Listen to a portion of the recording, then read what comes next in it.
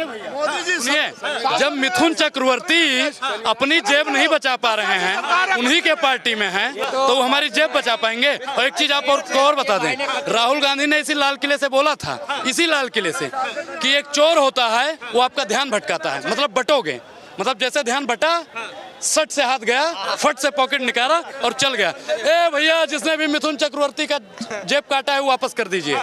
अब आप बताइए, मिथुन चक्रवर्ती अपनी जेब नहीं बचा पा रहे हैं, भाजपाई अपनी जेब नहीं बचा पा रहे हैं, तो हमारी रक्षा करेंगे। और रक्षा की बात करते हैं, सलमान खान, शाहरुख खान, बाबा सिद्दीकी को नहीं बचा पाए, ये हमको बचाने की बात करते हैं और कहते हैं कि धर्म खतरे में है। धर्म हमारा अंग्रेजों के शासन में खतरे में नहीं था, मुगलों ने राज किया तब खतरे में नहीं था, कांग्रेस ने राज किया तब खतरे में नहीं था। और आज हिंदू ही प्रधानमंत्री, हिंदू ही राष्ट्रपति, हिंदू ही गृह मंत्री, हिंदू ही रक्षा मंत्री, सब जितना सर्वोत्तम पद है, सब पर हिंदू। सुनिए भाई, 1 मिनट रोकूंगा, उनसे जवाब ले लेते हैं। बोल लेने दीजिए, उनको सफेद पत्रा बना दो, कोई दिक्कत नहीं, हमको बोल लेने दीजिए। आप बताए तब हिंदू खतरे में नहीं था, और आज बताया जा रहा है कि हिंदू खतरे में है। न हिंदू खतरे में है, न मुसलमान खतरे में है, सिर्फ और सिर्फ भारतीय जनता पार्टी की दुकान खतरे में है। और इनकी दुकान लगभग बंद हो चुकी है। इनकी 543 जो दुकान थी, 303 दुकान पता। लेकिन आरएसएस के नेता ने साफ तौर पे मथुरा में एक संबोधन करते समय उन्होंने कहा था कि ये हिंदुओं के लिए संदेश है कि बटोगे तो कटोगे, हिंदुओं टाइम है, एक हो जाओ। बिल्कुल, मेरा भी कहना यही है कि हिंदुओं एक हो जाओ, बटोगे तो कटोगे। बस मेरा बस संविधान की शपथ खा के एक धर्म की बात कर रहे हैं। ये देश को जो है संविधान से गैर कानूनी काम कर रहे हैं, गैर कानूनी काम कर रहे हैं। संविधान की कसम खा के खाली एक धर्म की बात नहीं कर सकते। सब धर्म बराबर है संविधान में, सबको। तो हिंदुओं को सिलेंडर 200 रुपए में मिल रहा है क्या? हिंदुओं को आटा 150 रुपए में मिल रहा है क्या? है ये सब बेकार है लोगों को, और ये जितने भी लोग परेशान हैं ना, उनका ध्यान बटा रहे हैं। इसलिए साहब, एक बात बताइए, आप खतरे में हैं? खतरे में हम नहीं है, देश खतरे में है।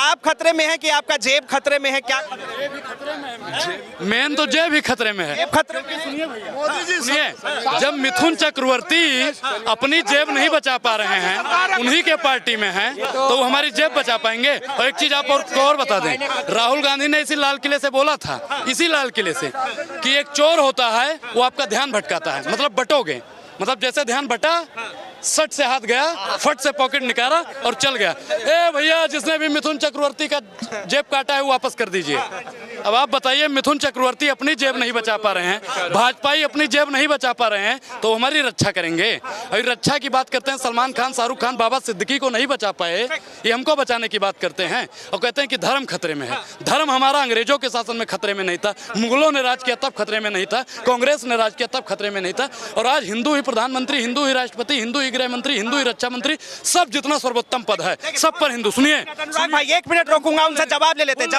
हैं। बोल लेने दीजिए, उनको सफेद पत्रा बना दो, कोई दिक्कत नहीं, हमको बोल लेने दीजिए। आप बताए तब हिंदू खतरे में नहीं था, और आज बताया जा रहा है कि हिंदू खतरे में है। न हिंदू खतरे में है, न मुसलमान खतरे में है, सिर्फ और सिर्फ भारतीय जनता पार्टी की दुकान खतरे में है। और इनकी दुकान लगभग बंद हो चुकी है। इनकी 543 जो दुकान थी, 303 दुकानें इनकी बची थी, अब वो 240 बची है। और अगली बार हम लोग पूरी की पूरी इनकी दुकान बंद करवा के इस देश में मोहब्बत की दुकान खोलेंगे, जो हिंदू, मुस्लिम, सिख, ईसाई सबको आपस में लेकर चलेगा। जो महात्मा गांधी जी कहते थे कि ईश्वर अल्लाह तेरो नाम सबको सम्मत दे भगवान, रघुपति राघव राजा राम पतित पावन सीताराम। देखिए भाई साहब, बहुत अच्छी बात कही, क्या कहेंगे? अभी फिर से आपके पास वही सवाल, कि आपको लग रहा है कि क्या अभी भी खतरे में है? अरे कोई कहीं खतरे में नहीं है, ये इनका पॉइंट ऑफ व्यू है, इनका सोचने का वो है। ये सोच रहा है कि मैं खतरे में हूं या कोई खतरे में नहीं है। हमारे बाप दादा अंग्रेजों की हुकूमत देखे, कांग्रेसियों की हुकूमत देखे, तब वो खतरे में नहीं थे। बीजेपी की हुकूमत नहीं, और बीजेपी में तो खतरे में डाल रहे हैं बीजेपी वाले। हमारे बाबू, सुनिए, अभी हमारे बाबा 4 साल पहले मरे हैं, उन्होंने हमसे कभी नहीं कहा कि भैया हम खतरे में हैं। कौन मारा तुम्हारे बाबा को? कोई नहीं, वो कह रहे हैं जब स्वर्गीय हुए। अभी और बताया जा रहा है कि हिंदू खतरे में है। हिंदू धर्म अगर खतरे में है, तो खतरे में है। कैसा खतरा है? खतरा क्या है? तो वही तो कह रहे हैं, योगी जी कह रहे हैं बटोगे तो कटोगे। अरे तो खतरा किससे? वो तो योगी जी फिर हम इस बारे में तो हम नहीं कुछ ज़्यादा बोल पाएंगे क्योंकि हम सुने नहीं है। वो क्या बोले उसके बाद क्या क्लियरिफाई किया वो हमको पता नहीं है, इस बारे में नहीं बता पाएंगे। लेकिन पता होता तो बताते हम। लेकिन ऐसा कोई खतरा क्या भाई, अभी मुसलमान भाई खड़ा हो, खतरा में क्या पूछो कहाँ। भाजपा वाले कह रहे हैं हिंदू खतरे में है। अब हम तो भाई सनातनी ब्राह्मण हैं। आपने समझाया तो भाई साहब थोड़ी देर में बदल गए, जज्बात आपके बदल गए। नहीं जज्बात हालात तो वो तो ठीक है, बढ़िया बात है, वो तो रहना चाहिए, इसमें कोई दो राय नहीं है। खतरा है भाई, अभी भी इनको खतरा है। कैसे नहीं खतरा? अभी आप आज का स्टेटमेंट देखे थे, बांग्लादेश के अटॉर्नी जनरल का स्टेटमेंट जो आया था ना, बांग्लादेश में चले गए, बात इंडिया आएगा। नहीं, ये क्या बात हुई? पाकिस्तान, धर्म, राम, मुसलमान, बहनी तमाम मुद्दों पर ये उलझ के रहेंगे। जवाब बोल दिए, लोग एग्जाम्पल पे जीता। यूरोपियन यूनियन का क्या हाल हुआ देख रहे हैं कि नहीं? जर्मनी, हाँ, यूएसए का भी हाल देख लीजिए, वहाँ जो इमिग्रेट जो लेबर सब जा रहा है उससे क्या हालत हो रहा है। वही मुसलमान खतरे में नहीं पता है, वहाँ इकोनॉमी को बढ़ाया कैसे जाए। अब यहाँ हिंदू खतरे में, मुसलमान, इनकी आबादी कितनी है? 20% भी नहीं है, 80% है। और इनसे हमको खतरा हो सकता है? यहाँ पे लगभग हिंदू खड़ा है, भैया बताओ इनसे। अभी खतरे में महसूस कर रहे हैं कि 2-4 लोग खड़े हैं मुसलमान यहाँ पे, सबके सब हिंदू खड़े हैं, खतरा हो रहा है। बिल्कुल नहीं। हमको कैसे 80% है महाराज, डालेगा हिंदुओं को? हिंदुओं को कौन डालेगा? हम तो ब्राह्मण हमारा। सुनिए, कानून हाथ में लेंगे। सुनिए, हमको खतरा आएगा तो ईंट का जवाब तो दिया ही जाएगा। ये देश संविधान से चलता है। लोग और बता दें हम ब्राह्मण हैं और परशुराम के वंशज हैं। नहीं मान रहे थे। सुनिए, परशुराम के वंशज हैं और कहते हैं कि समझे तो समझाए दे और बताए दे ठोर, ना समझे तो ठीक है तो धक्का दे दे। और जो भी हिंदू धर्म को खतरे में डालने का काम करेगा, अनुराग हो जाए उसको मुंह तोड़ नहीं, मुंह तोड़ के जवाब देगा। कौन खतरे में डाल रहा है? जब इनके पुरखों ने राज किया, मुगलों ने राज किया, तब हमको खतरे में नहीं थे। अकबर का सेनापति कौन था? एक मिनट आगे आइए, आगे आइए, आप आगे बीरबल आगे आने दो, आगे आने दो भाई। बीरबल हिंदू था मुसलमान था? बीरबल हिंदू था मुसलमान था? बीरबल हिंदू था मुसलमान था? बोलिए। हाँ, हिंदू था मुसलमान ना, बताइए, आप ही बताइए। था, उसको खतरा नहीं था। और आज हमको बताया जा रहा है 20% मुसलमानों से हमको खतरा है। खतरा हमको नहीं है। अगर खतरा है वाकई में धर्म को, तो जैसा हमारे साथ चले धर्म बचाने, पंकज सिंह चले ना हमारे साथ धर्म। एक सवाल ये भी है कि योगी आदित्यनाथ अगर अपने धर्म को लेकर आवाज उठा रहे तो आपको तकलीफ क्या है? सुनिए, पहले गोपाल मिश्रा ही सिर्फ धर्म बचाएगा? इनका अनुराग ठाकुर का लड़का विदेश में पढ़ेगा, अमित शाह का लड़का विदेश में पढ़ के यहाँ आकर बीसीसीआई का चेयरमैन बनेगा, AICC का। और ये लोग जाएंगे विदेश में, नेता का लड़का पढ़ेगा। पक्ष के नेता के बेटा नहीं जाते क्या? तो वही तो मैं कह रहा हूँ कि नेता अपने लड़के को विदेश में पढ़ाएगा और हमसे कहेगा धर्म खतरे में है। धर्म अगर खतरे में है तो नेताओं के लड़के भी धर्म बचाने चले। भगवा झंडा कौन उठाएगा फिर? ये हरा झंडा कौन उठाएगा फिर? ये वही तो कह रहा हूँ, शिक्षा का। अगर विदेश चले जाए, सब अगर विदेश चले जाए तो ये झंडा कौन उठाएगा? तो विदेश में सिर्फ जैसा ही जा सकता है, सिर्फ जैसा ही जा सकता है। राहुल गांधी भी तो गए। तो विदेश हमने क्या कहा कि नेताओं पे हमने बात की कि उन नेताओं के लड़के पढ़ेंगे विदेश में और हम लोग यहाँ धर्म के लिए लड़ेंगे। हम लोग तो देश का झंडा उठाने की बात करते हैं, लोकतंत्र का झंडा उठाने का बात करते हैं, संविधान उठाने की बात करते हैं, गरीब पिछड़ा दलित आदिवासी को उठाने का बात करते हैं, किसानों की MSP को उठाने का बात करते हैं, महंगाई से हमारा देश जूझ रहा है उसको उठाने की बात करते हैं, डॉलर बढ़ रहा है, रुपया गिर रहा है, उसको उठाने का बात करते हैं, देश के लोकतंत्र का चौथा स्तंभ है मीडिया, वो दिन ब दिन गिर रहा है, हम उसको उठाने का बात करते हैं। विश्व गुरु की तरफ जा रहा है और आपको अभी भी लग रहा है कि हम गिर रहे हैं और आप उठा रहे हैं। ये दुनिया जानती है कितना हम विश्वगुरु बन गए हैं। अगर विश्वगुरु बन जाते तो विदेश का कितना लोग यहाँ पढ़ने आता है?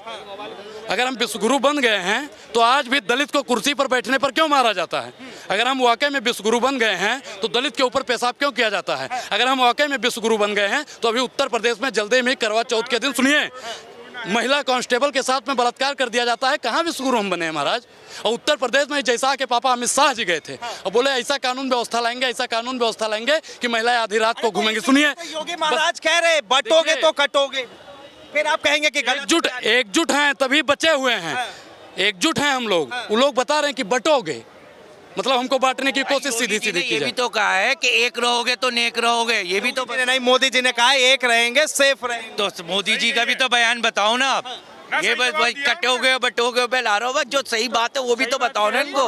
हम तो दोनों पे बोल रहे हैं भाई साहब। एक रहोगे सेफ वाला तो मैंने बता दिया कि अडानी जी सेफ हैं, अमित शाह जी सेफ हैं, नरेंद्र मोदी जी सेफ हैं, और बुश जी सेफ हैं, और अजीत डोभाल जी सेफ हैं। बाकी सब वैसे ही हैं जैसे थे। आप इस और जनता मैं को सेफ सेव, नहीं है। इस जनता को, इस देश को सेव कीजिए, ये बांटने की राजनीति मत नहीं, कीजिए। आप और मैं सेफ हम है तो या भैया नहीं है? सेफ थे, हैं आप और और रहेंगे। मैं सेफ है ना, सेफ थे, तो हैं बस और सेफ रहेंगे। रहेंगे हम। थे, हैं और रहेंगे। तो जुमलेबाजी बोलते रहेंगे, हम दोनों तो सेफ है ना।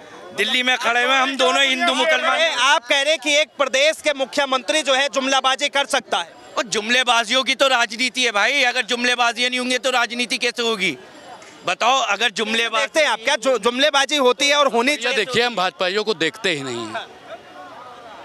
और कोई सवाल है तो पूछ लीजिए, हम भाजपाइयों को देखते ही नहीं हैं। इतना समय नहीं है कि हम भाजपाइयों को बैठ के देखते रहें। अच्छा, क्यों? अगर बात मुद्दे की होगी, भाजपाइयों की बुराइयां कर लेंगे भाई, लेकिन भाजपाइयों को सुनेंगे नहीं।